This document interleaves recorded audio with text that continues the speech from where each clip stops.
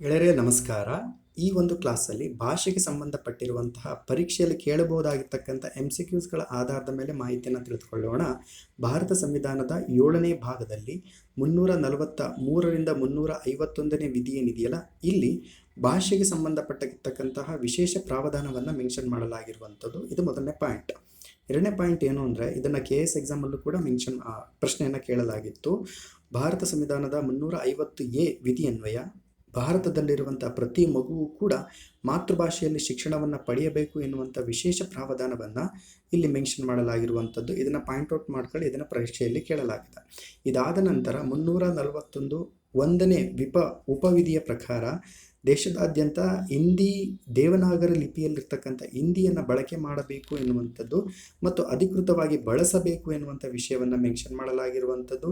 ಇದಾದ ನಂತರ 343 ವಿಧಿ 2ನೇ ಉಪವಿಧಿಯ ಪ್ರಕಾರ ಇಂಗ್ಲಿಷ್ ಭಾಷೆಯ ಬಳಕೆಯನ್ನು ಮಾಡಬೇಕು ಎನ್ನುವಂಥ ವಿಶೇಷ ಪ್ರಾವಧಾನವನ್ನು ಮೆನ್ಷನ್ ಮಾಡಲಾಗಿದೆ.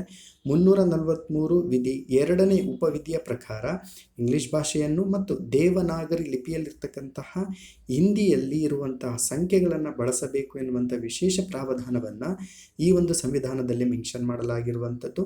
ಸೊ ಭಾಷೆಗೆ ಸಂಬಂಧಪಟ್ಟಿರ್ತಕ್ಕಂಥ ಅತ್ಯಂತ ಮಹತ್ವದ ವಿಷಯಗಳನ್ನು ಇಲ್ಲಿ ಮೆನ್ಷನ್ ಮಾಡಲಾಗಿದೆ. Thank you.